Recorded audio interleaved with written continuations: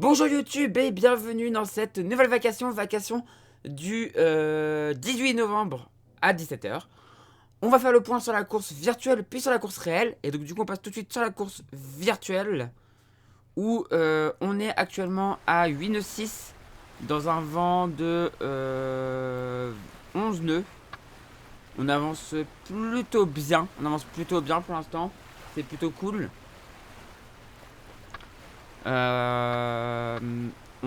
J'ai pas mis de pilote, mais c'est pas grave. On est actuellement à 9 nœuds, voilà, en direction des îles du Cap Vert. On a réempané, vous voyez, on a fait un petit empannage et un nouvel empannage là. L'empannage là, je crois qu'on l'a fait ce matin ensemble. Et en fait, là, on a refait un empannage pour se rediriger vers l'ouest pour aller chercher en fait les vents qui seront plus à l'est. On a un cap un peu plus sud-est que sud-ouest que le routage. Le routage que je vais vous montrer d'ailleurs tout de suite. Alors ça c'est pas le routage. Hop, je vais vous montrer le routage tout de suite. Et vous voyez que j'ai fait des petits trucs pour que ce soit un peu mieux. On perd un peu de FPS mais un peu moins qu'avant. Donc voilà le routage. Le routage violet c'est le dernier avec les derniers fichiers météo. Qui nous fait en fait partir bien à l'ouest et un empannage cette nuit pour prendre les vents de secteur est, enfin un peu plus est quoi. Vous voyez, moi en fait en faisant un cap un peu plus sud, du coup je vais éviter la zone avec moins de vent ici et ensuite on prend un vent de secteur un peu plus est pour plonger au sud. Voilà un petit peu le routage actuellement. Voilà un petit peu le routage actuellement. On va alors on va revoir la suite. On va aller voir du coup ce qui se passe sur la course réelle. La course réelle où je vais passer dessus. Voilà. La course réelle, il faut que je vous le mette ici. Il y a encore des petites améliorations à faire, mais c'est quand même un peu mieux. Voilà, la course réelle. On va commencer par les classes 40 comme d'habitude. Hop. Où malheureusement on a un nouvel abandon. Landy, lanterne de Paris, qui abandonne. Vous savez, le bateau qu'on avait vu ici, bah, malheureusement c'est un abandon. C'est dommage, du coup ça fait 4 abandons sur la train Jack Vab. C'est pas beaucoup, mais c'est quand même chiant quoi. Ça fait toujours du mal au cœur quand tu vois un abandon. Et là on voit du coup HBF Reforest Action qui remonte aussi, donc l'autre abandon. Donc deux abandons coup sur coup. Ça ressemble un peu à ce qui s'est passé aussi sur la partie où il y a eu l'abandon de... Comment ça s'appelle, de Bureau Valley puis de Eleven Racing, même s'il y avait plus de temps, mais bon, ça fait un peu bizarre quand même. On espère que c'est les derniers abandons, j'espère vraiment. On croise les doigts, franchement, pour les autres. Mais du coup, en tout cas, ça fait que Terre Exotique se retrouve finalement dernier. Dernier encore en course. On le voit ici. C'est dommage, ça fait mal, c'est dommage pour Terre Exotique qui avait réussi à revenir un petit peu, mais là finalement non. Finalement non, ça sera pas un retour. Ça sera pas un retour pour le moment.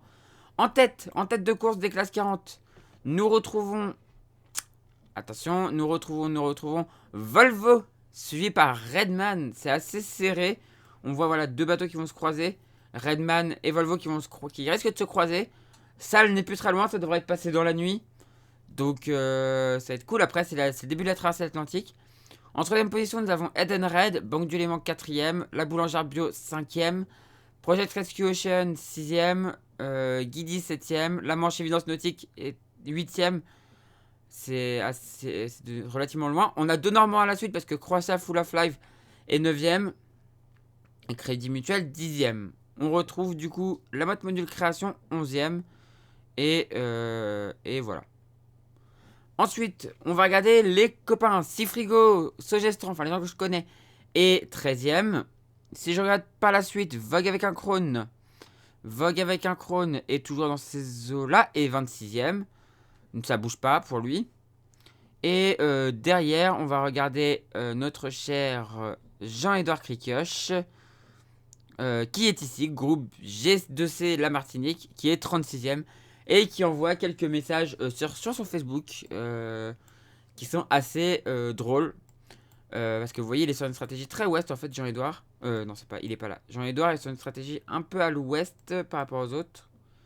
Alors, il est où? Qu'on le retrouve. Jean-Edouard, il est 36e. Non, stratégie à l'est, je suis con. Stratégie à l'est, j'ai dit une connerie. En plus, je le savais que c'était là, mais.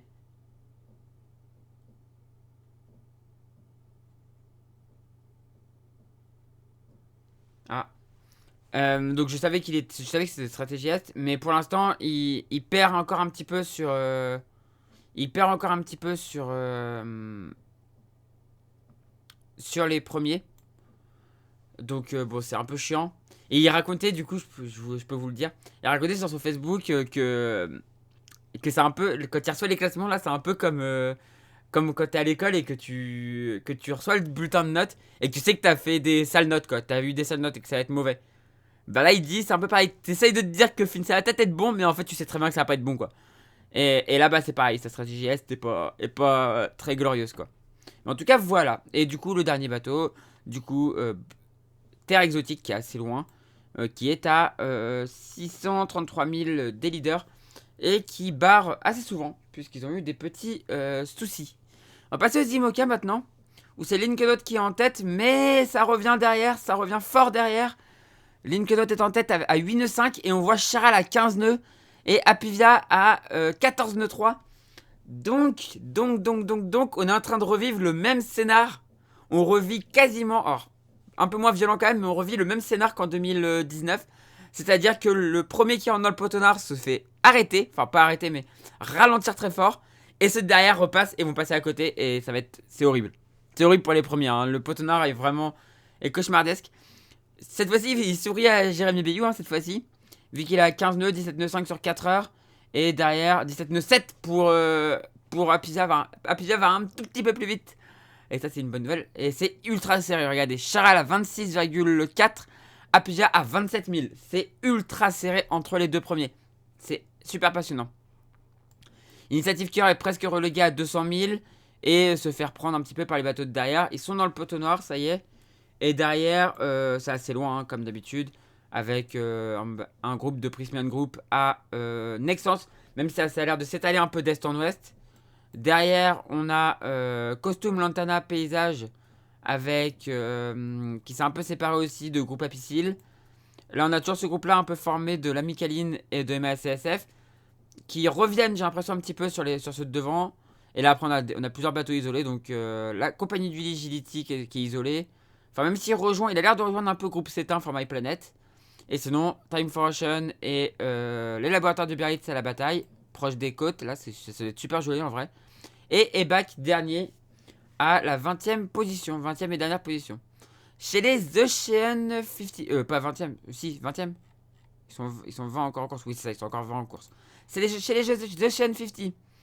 Ils sont plus que 2 à ne pas avoir passé Fernando de Noronha.